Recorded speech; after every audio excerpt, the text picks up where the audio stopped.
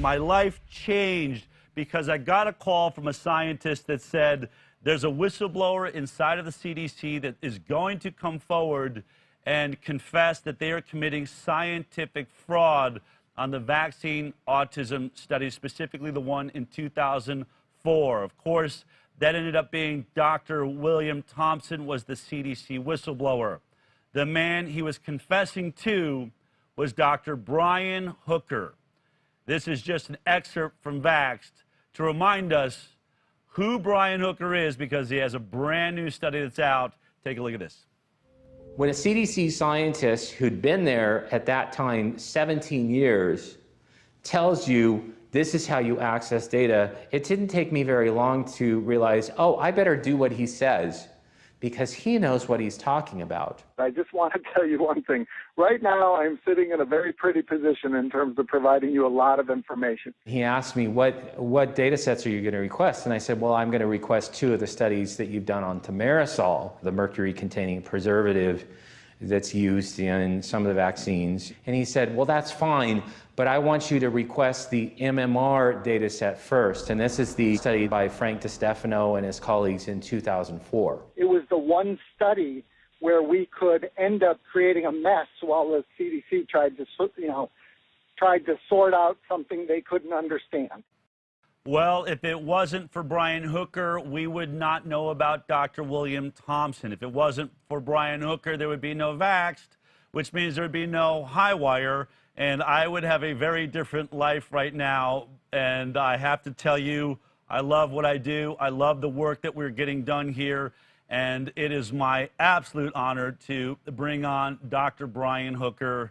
Braјan, you did it, right? You've got a study. One of the things that we talk about, as we've been saying, you know, how do we get to the end of this vaccine debate? We're told that vaccines are safe. We're told they're effective. You know, I've been winning lawsuits against National Institute of Health, Health and Human Services, CDC, FDA on this topic. But the one thing, you know, that we keep saying is we just need to compare vaccinated individuals to completely unvaccinated individuals. In fact, you know, we were at a meeting at the National Institute of Health set up by Donald Trump, and that was the primary question we asked is, why doesn't the CDC just take the database, the VSD, the Vaccine Safety Data Link, you got tens of millions of people's medical records, and compare the vaccinated to the unvaccinated? After a back and forth, essentially, they told us we will essentially never do that study. But you have just gathered data to attempt to do that study, and you are finally published with it. So tell me about this study. How many children were involved in the study, and what did you discover? We had a total in the analysis that we did, the final analyzed data set had 2,047 children. These 2,047 children were from 3 representative pediatrician practices across the United States, and we were able to follow them up from birth in those medical practices, through their vaccination records, through their first year of life, all the way until they were at least 3 years of age, in order to see if we could get specific diagnoses and what the outcomes were for those that were vaccinated for their first year of life versus those that were not vaccinated during their first year of life. And so really they could have been vaccinated after that first year of life, but you were just trying to see if in that first year you were vaccinated, how does it affect the rest of your health outcomes as you move forward to the age of 3? What were the things that jumped out in this study as you looked at it? Well, we looked at 4 different conditions. First of all, developmental delays, then ear infections, asthma, and gastrointestinal disorders. We did want to look at specific developmental delays like autism, but our sampling size was so small, and these were practices that were friendly to unvaccinating families, and so we had fully 30% of that group was unvaccinated, and about 70% was vaccinated during the first year of life. And what stood out specifically was a very, very, very high correlation between vaccines and asthma, also vaccines, developmental delays, and then vaccines and ear infections. And then when we went further in our analysis, we actually looked at the number of vaccines that children received in their first year of life versus those who were unvaccinated. And as more vaccines were added, as children were following the CDC schedule, which is up to 21 vaccines during the first year of life, then we saw those relationships strengthen, and we also saw a strong, statistically significant relationship with gastrointestinal disorders. So it was an effect not only for vaccinated versus unvaccinated, but it was also an effect that strengthened if a child during their first year of life was getting more vaccines. So you even saw more vaccination was higher than less vaccination, that led to more health issues. So when we hear about asthma, what was the increased risk of asthma, for instance, in the vaccinated group? Children that were vaccinated during their first year of life were 4.5 times more likely to get an asthma diagnosis than those that received no vaccine. So it was very, very high, and it was also highly statistically significant, beyond, you know, any type of doubt, beyond anything that would be, say, oh, well, you know, unvaccinated children go to the doctor less, so there's a difference in healthcare seeking behavior.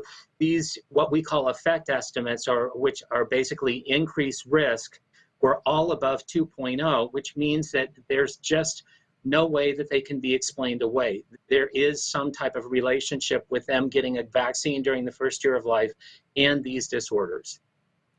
Now, a lot of times we hear that, you know, this type of science, right? Anytime you're questioning vaccinations, there's really critical, the review process is very critical. Was it difficult to get this paper published? I have to laugh. The peer review process normally, you know, I've published over 60 peer-reviewed scientific articles in my career, and the peer review process typically takes anywhere from 2 months to 4 months.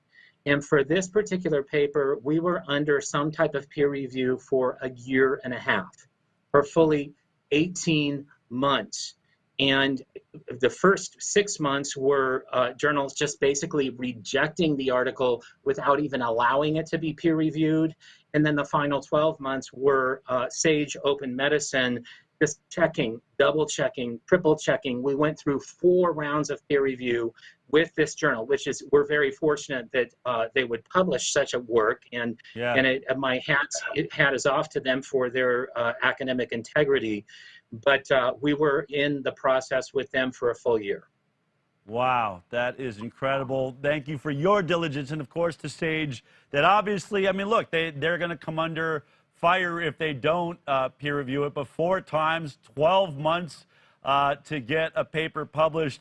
You've been hinting at this for quite some time with me. It's looking good. There's something coming. Well, it's finally here. So again, anyone that really, you know, don't take my word for it. Don't take Braјan Hukker's word for it. All you have to do is type in ICAN right now into your comments if you're on Facebook, or if you're on YouTube or watching thehighwire.com or any of our other platforms. Just text 33222 and type in ICAN in the message, and we'll get you this published study by Braјan Hukker in Sage, along with Joel Hayes' website and everything that you see here today.